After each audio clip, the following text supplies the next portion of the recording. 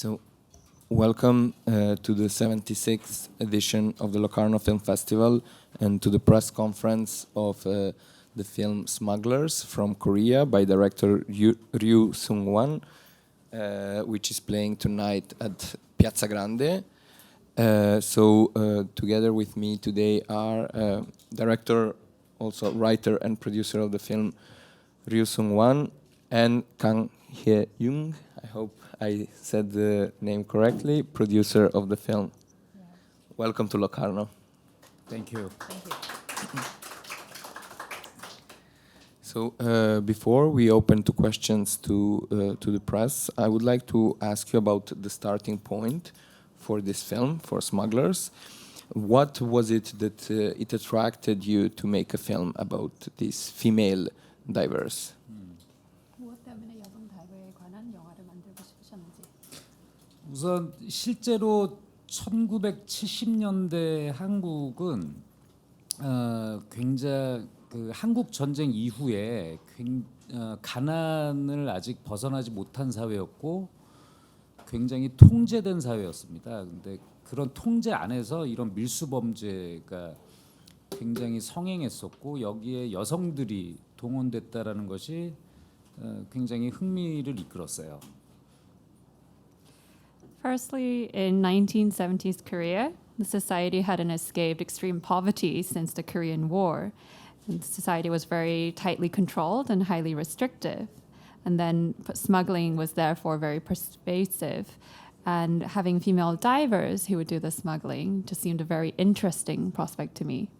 그리고 해녀라는 직업이 사실 전 세계적으로 굉장히 희귀한, 그러니까 한국에서만 있는 직업인데 그런 직업을 가진 여성들이 이런 범죄에 휘말려서 벌어지는 이야기는 저도 잘 못 본 거여서 그래서 이것은 굉장히 관객들에게나 영화를 만드는 저에게 굉장히 신선함을 선사할 거라고 생각을 했습니다. And female divers, I believe, is very rare all over the world. That I believe it only exists in Korea. So these female divers who get caught up on all these smuggling and crimes, this is a story I myself had not seen before. So I thought it would be incredibly refreshing and novel for myself as well as the audiences. And could you tell us a bit more? You mentioned now that this phenomenon of female divers is something very, very rare, and I think that when I heard about it for the first time, I was very surprised. But then I learned that there's the Hanyeol, the woman divers, and it's a specific thing from Jeju Island in Korea. So could you tell us a little bit more about them and how come that this is like this? 여성 다이버 말씀하셨듯이 굉장히 희귀한 직업이고 처음 들었을 때 굉장히 놀랐는데 이 해녀가 제주도에서 시작되었는데 그 해녀들에 대해서 더 설명 부탁드립니다. 이 한국에서 해녀의 역사는 굉장히 오래됐는데요. 그 예전에 이미 1800년대에 그 아주 오래된 그 한국 역사에서도 그 해녀라는 직업군이 존재했었고 예전에 그 고대 한국의 왕이 그 해녀들이 너무나 어렵게 그 해산물을 채취한다라는 것을 모르고 있다가 그것을 보고는 이렇게 힘들게 구하는 거면은 그냥 나는 이거 안 먹을란다 한 그런 기록도 있습니다. 그리고 한국의 해녀들은 그 굉장히 강인해요. 그러니까 이렇게 바다에서 일할 수 있는 시간에는 물에서 일을 하고 그리고 또 다른 시간에는 땅에서 농사를 일구죠. 그래서 그 해녀들은 굉장히 아름다우면서도 그 강인한 그 한국 여성들의 어떤 상징과도 같은 존재입니다.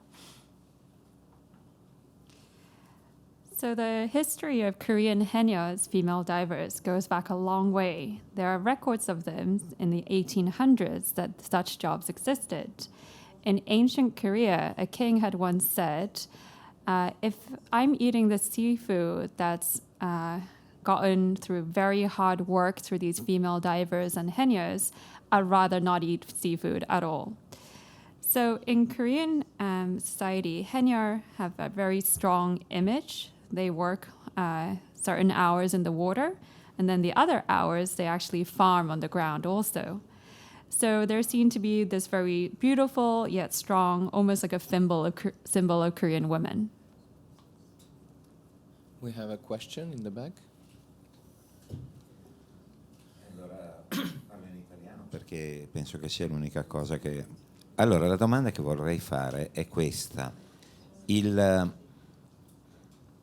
complimenti per il film. Poi, questa ambientazione anni 70 è ben riuscita.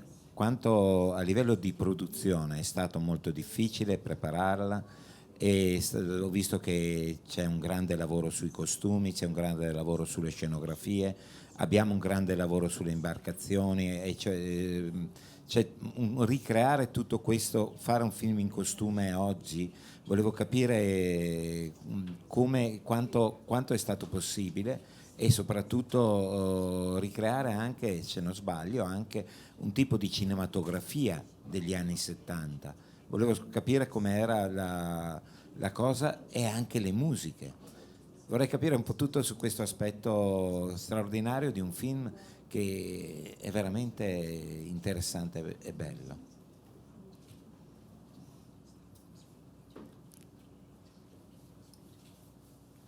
그래서 1970년대 배경을 너무나도 성공적으로 완벽하게 구현했다고 말씀을 하시고요.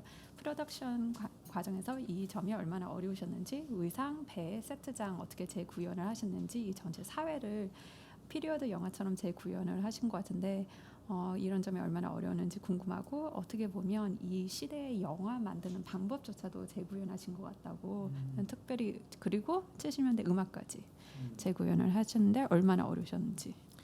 우선 그렇게 평가를 해주셔서 영화를 만든 사람으로서 너무너무 감사드립니다. Thank you so much for your appreciation as somebody who's made the film. 그 당시 시대를 재현하려고 노력했던 그 서러움이 생각나니까 눈물이 날라고 그래요. If I think about the efforts that took to recreate this time period, it brings tears to my eyes. 제가 사실 유럽을 나올 때마다 되게 부러운 것이 그 역사를 간직하고 있는 모습들이 굉장히 부럽습니다. Every time I come to Europe, the one thing that I'm envious of is the way that you preserve history here. 한국은 너무 모든 것이 빨리 바뀌어요. In Korea, everything changes so rapidly. 그래서 사실 한국은 차라리 오래된 역사를 다룬다고 하면 그냥 전부 세트를 지어서 만드니까 차라리 난데, 이렇게 근현대를 다루는 것이 진짜 어렵습니다. 그걸 다룰 수 있는 공간이 없어요, 이제. So honestly, in Korea, if you're dealing with ancient historical period, you can create entire sets. However, when you're dealing with more recent history, it's incredibly challenging because those spaces don't exist anymore. 그래서 이때 당시에 그 시대를 재현하려는데 사실 굉장히 많은 것들을 다 만들었어야 됐습니다. So at the time to recreate this time period, a lot of things had to be made.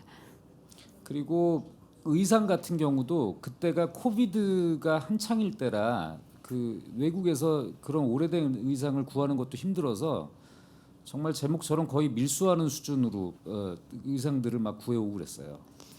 In terms of costume, for example, it was the height of COVID at the time and very difficult to get things from abroad. So I was almost smuggling myself to get these costumes. 그리고 지금 현재 한국 영화 현장의 젊은이들이 이 당시의 기억을 잘 가지고 있질 않아서 그런 것들을 다 자료들을 찾고, 그러니까 제가 어린 시절에 가지고 있었던 그 기억을 찾게 해주는 것도 굉장히 어려운 일이었어요. And the current young generation in Korea right now don't have memories of this time period. So to find these records, to look at my own memories of this time and recreate it was challenging. 근데 사실 저도 그렇게 나이가 많은 사람이 아니어서 저의 기억도 사실 굉장히 어렸을 때의 기억이라, 저도 예전에 막 가족 사진이나 제가 어렸을 때 그런 사진 자료들을 찾으면서 다시 그런 기억을 찾아야 했죠. However, I'm not that old, so actually my memories from this time are incredibly faint because I was super young. So I would go and try and get my family photo albums and look at images from that time to rejig my memory. 근데 다행인지 불행인지 저는 어려서부터 항상 제 또래들이 좋아하던 거보다 좀 오래된 거를 좋아하는 습관이 있었어요. Fortunately or unfortunately, since I was young, rather than liking the things that my peers liked, I did have this habit of preferring older things. 그래서 이 영화에 등장하는 음악이나 패션이나 어떤 문화적인 것들은 다 제가 어렸을 때 좋아했던 것들입니다. So the things that you see in the film, in terms of the music, in terms of the fashion, or the cultural things, they were all things that I enjoyed when I was younger. 학교 공부 성적과 뒤바꾼 거죠. I almost swapped that with getting an education at school. 아무튼 근데 외국의 관객분들의 반응이 진짜 궁금했는데 그렇게 봐주셨다니 정말 진심으로 너무너무 감격스럽습니다. So I was very curious how foreign and international audiences would receive the film. So to hear your feedback and appreciation, it's very moving and touching. So thank you. Speaking about production of the film, aside from this magnificent recreation of the 70s, the film also features many, I would say, amazing underwater scenes. So I wanted to ask you, how challenging was it to direct these scenes, to prepare them, and also in terms of production, how challenging was this? 영화 속에 수중 장면들이 굉장히 많은데요. 얼마나 연출하시는데 준비 과정이나 프로덕션 과정에 얼마나 어려우셨는지? 저는 항상 영화를 만들 때마다 좀 안 해봤던 것들을 시도하느라고 저와 함께 일하는 동료들이 굉장히 고생을 많이 합니다. So for me, every time I make a film, I really like to try and attempt something new. So my colleagues really suffer. 저희 팀이 영화를 만드는 방식은 그 코끼리를 냉장고에 넣는 법과 비슷해요. The way my team makes a film is akin to putting an elephant inside the fridge. 냉장고 문을 먼저 열고 코끼리를 넣고 문을 닫는 겁니다. You open the fridge door, you put the elephant inside, and then you close the fridge door. 그러니까 제가 뭐를 하고 싶다고 그러면 스태프들은 일단 이제는 놀라지도 않아요. 저와 같이 일하는 팀들은. So whenever I say now that I want to try something new, my colleagues don't even blink an eye. 그래서 이번에도 물속에서 찍는다니까 사람과 카메라를 물에 넣고 찍으면 되겠지. 이런 식으로 출발했습니다. So when I said this time I like to film underwater, they just thought, okay, we just need to put people and the cameras underwater. 근데 말은 이렇게 하지만 사실 두려웠죠. 그러니까 왜냐면 굉장히 위험한 환경이기 때문에 그래서 저희는 그 액션 팀들도 구성이 됐어요. 그러니까 그 스턴트 팀들도 구성이 됐지만 싱크로나이즈하는 전문가들이 참여를 해서 그 수중의 액션 디자인을 하는데 굉장히 큰 도움을 줬습니다. So even though I joke, actually, of course, I was fearful because it can be a very dangerous environment. So we had our own action stunt team, but we also had our sort of synchronized aqua team who are experts who came up with the sequences for the under the water scenes.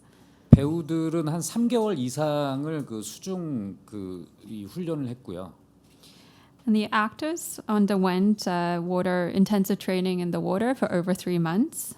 저희 촬영 오퍼레이터는 그 스쿠버 자격증이 있는 친구들이 이 촬영 오퍼레이터를 했습니다. And the filming operators, the staff members, had scuba diving certificates themselves. 제가 이 영화 촬영 들어가기 전에 그 미국에서 제리 브루카이머 그 제작자인 제리 브루카이머와 식사를 하는 자리가 있었는데 그 캐러비안의 해적 시리즈를 제작을 그 사람이 했잖아요. 그래서 바다 장면을 대체 어떻게 찍어야 되는지 노하우를 좀 알려달라고 질문한 적이 있습니다. Before making this film, I was actually having dinner with the producer, Jerry Bruckheimer, who did the Pirates of the Caribbean series, and I asked him, how do you make films underwater? 그분이 저한테 이제 씩 웃으면서 하신 말씀이 웬만하면 바다에 물에서 안 찍는 게 좋아가 그의 조언이었어요. He smiled very wryly in response to my question and answered, it's best that you don't film underwater. 근데 이 영화를 찍고 나서 저의 동료들이 저한테 그런 질문을 한다면 저도 똑같이 대답을 할 것입니다. And after shooting this film, if any of my colleagues asked me the same question I asked him, I would answer the same. 웬만하면 대사로 물에서 어떤 일이 있었다고 말로 하고 해결해. If at all possible, just use dialogue to say something happened in the water. Thank you. We have a question in the back.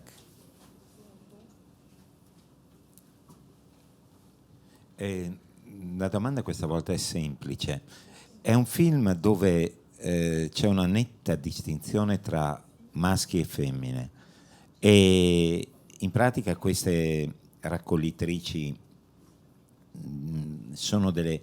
è un gruppo di amazzoni. Sono le amazzoni che combattono contro un mondo di maschi che cerca di sfruttarla. Potrebbe essere visto così il film?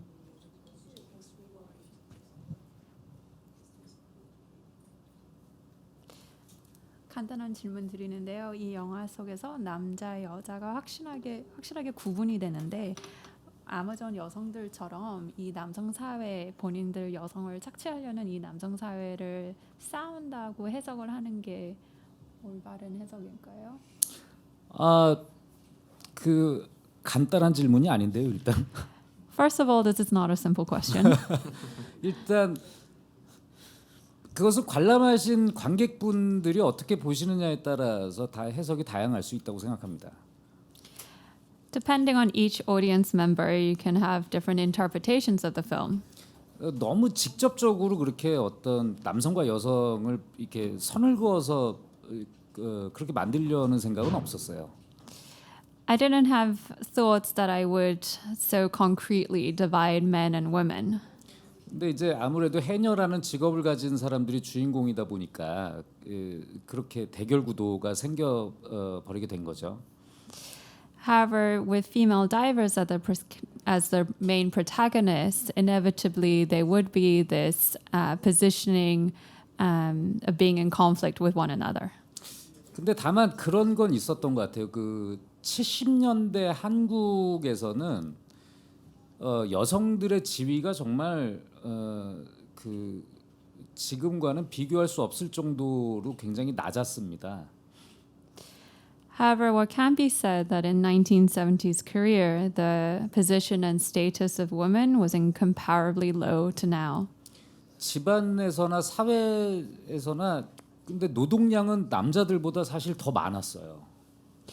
That was true, whether that was at home or outside in society, even though that they would be giving more labor than the men. 근데 어떠한 보상도 제대로 받지 못했었죠.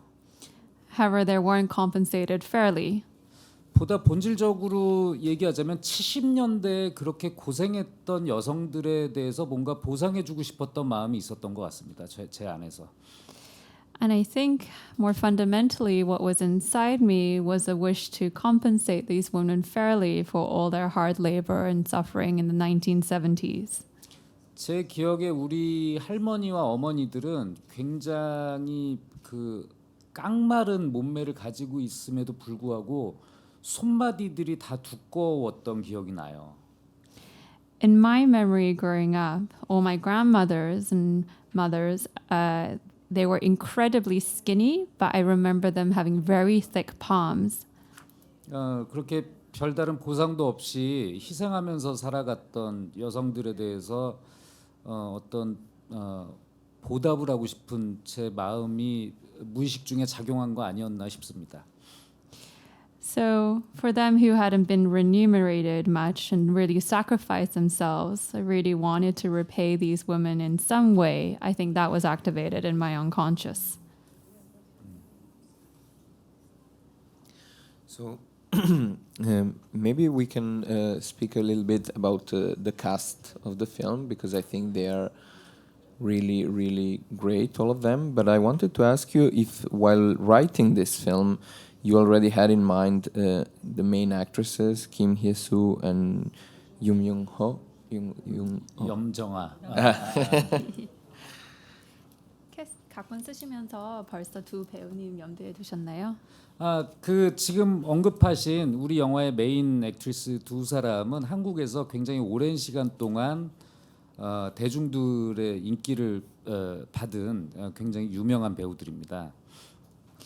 The two actors that you just mentioned now, they've been in Korea working for a very long time, enjoying huge success and incredibly popular. 저 역시 그녀들의 연기를 보면서 너무 좋아하는 관객이었고 그녀들의 팬이었죠. Myself also included, I really loved and enjoyed watching their acting, and I was a fan. 그리고 제가 어시스턴트 디렉터 시절에 그 김혜수 배우의 그 어시스트를 한 적이 있었어요. And actually, I'd worked with the actor Kim Hye-soo when I was an assistant director. 저한테는 그러니까 그 두 여배우는 저한테는 영웅들이었어요. They're heroes in my eyes, those two actors. 그래서 이 영화를 각본을 처음 시작할 때부터 이 두 배우와 함께 하겠다라는 생각이 그냥 들었습니다. So since the start of making this film, writing the script, I'd had the thought just come up very naturally that I would work with both of them. 그리고 그 결과물은 여러분들이 보시는 바와 같습니다. And the outcome is as you see it. And you mentioned now that you worked before as an assistant director, so I wanted to ask you how did your journey through the Korean industry look like from starting working as an assistant director to becoming one of the biggest directors and masters of action cinema of Korean industry, which is, as we know, one of the biggest film industries in the world. 조감독으로 시작해서 현재 지금 주류 한국 영화, 액션 영화의 거장이 된 이 과정은 어떠하셨는지? 저는 영화를 전공한 사람도 아니었고요. 그리고 영화를 만드는 일을 처음에 하겠다고 했을 때 사실 거의 주변의 반응은 제가 저러다 말겠지 이런 식이었습니다. For me, I'd never studied film, and when I first said that I would like to make films, I think everyone thought around me, yeah, and then he'll eventually give up. 그리고 제가 영화를 시작하던 1990년대 초반의 한국 영화는 지금 여러분들이 보시는 것과는 다르게 굉장히 어려운 상황이었어요. When I first started making films in the early 1990s, Korean cinema was not what it is that you're seeing today. 제가 재밌는 일화를 하나 말씀드리자면 이제 저도 아무것도 아닌 그 감독 지망생이고 여러분들이 너무 좋아하시는 봉준호 감독도 감독 지망생이던 시절에 둘이 정말 너무 아무것도 안 되니까 집에 돌아가는 차 안에서 버스 안에서 봉준호 감독이 저한테 야 우리가 영화를 앞으로 하려면 이렇게 하다가는 굶어 죽을 수 있으니까 자격증이라도 하나 따야 되지 않겠냐. 그래서 제과제빵 자격증 같은 거를 따면 어떨까 이렇게 진지하게 둘이 대화를 나눈 적도 있습니다. If I can tell you one funny anecdote. So when I was an aspiring director, and director Bong Joon-ho, who you all love and know very well, and he was an aspiring director back at the time, we were both on our way back home on the bus, not being able to achieve anything.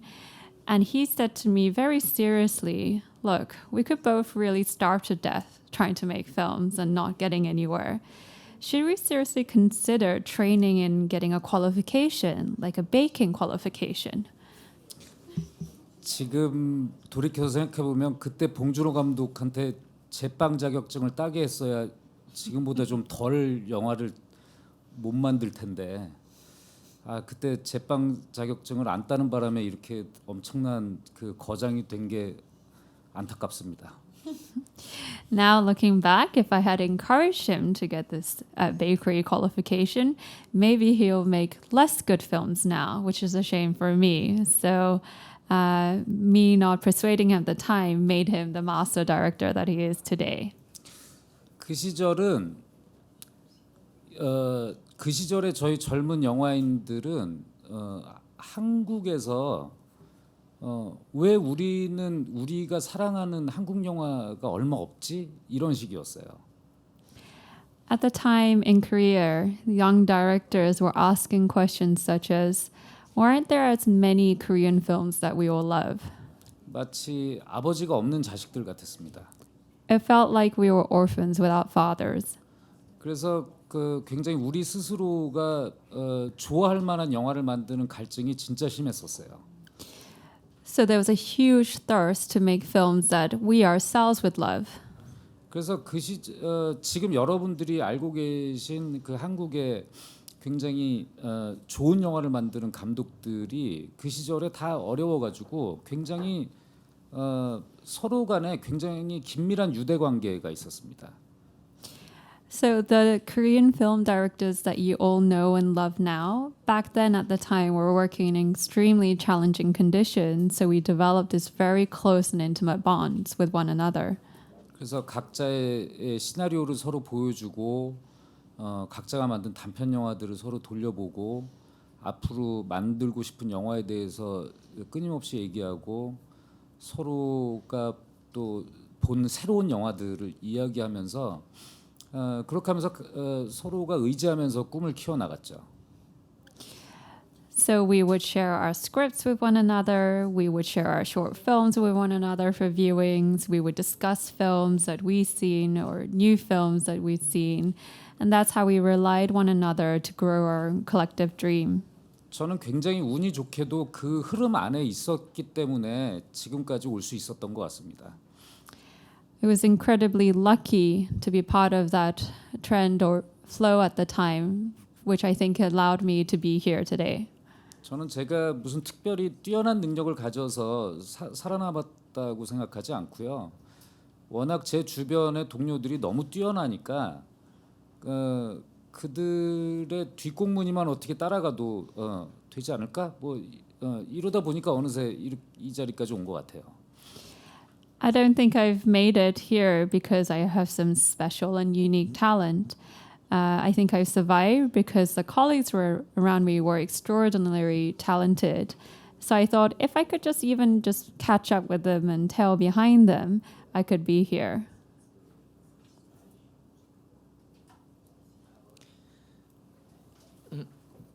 Piccola. We have one No, last question. last Quick, question. because we're out No, of time. la domanda è semplicissima. Il film è uscito ho letto su Variety, il film è uscito il 24 luglio in Corea. Sì. Volevo sapere com'è andata e tutto quanto, poi so che il film andrà a Toronto, per cui buona fortuna.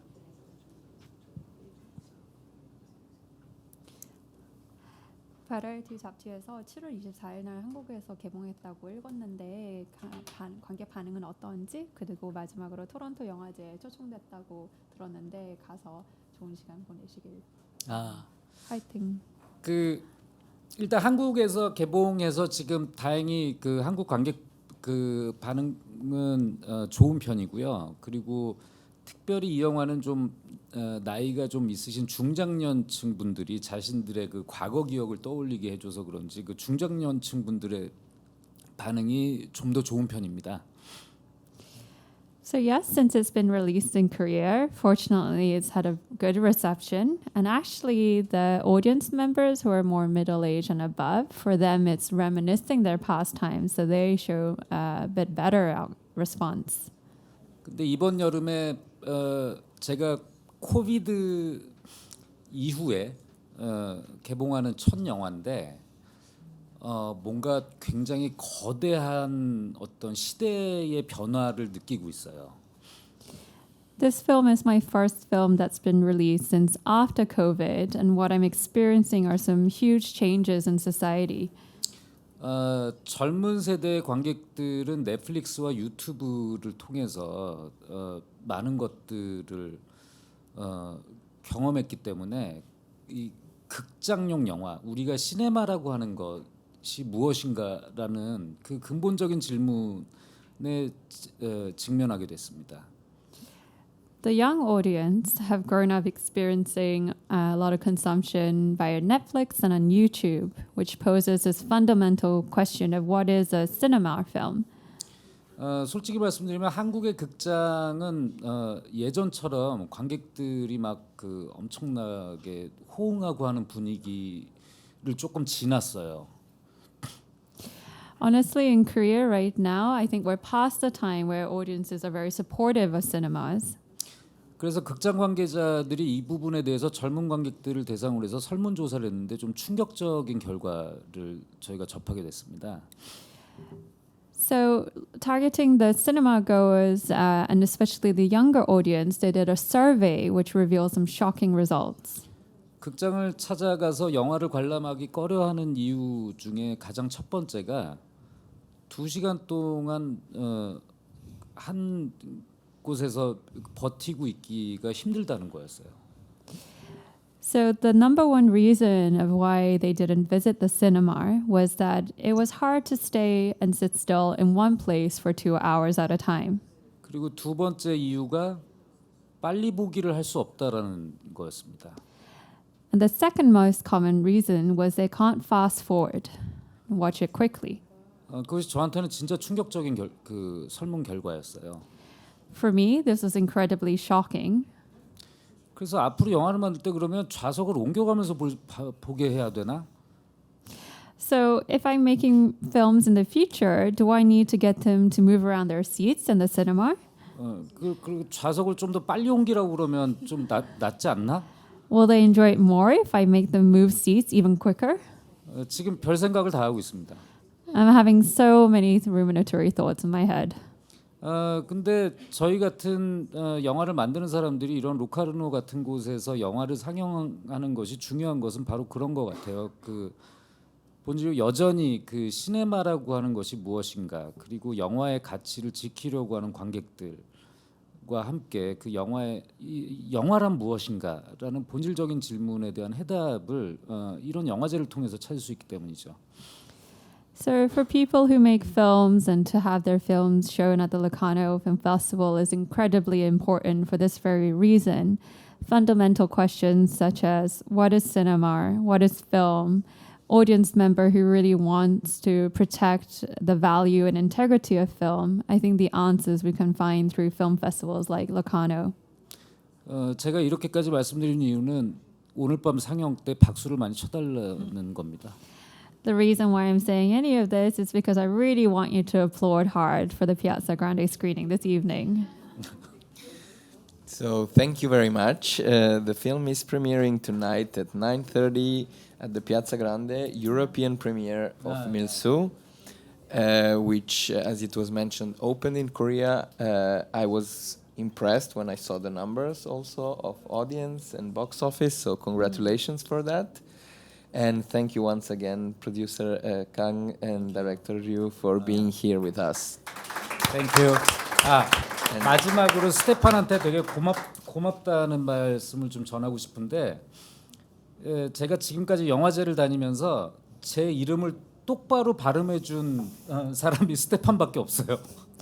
Lastly, I would like to say my thanks to Stefan. Out of all the film festivals I've attended, he's the only person who's pronounced my name correctly.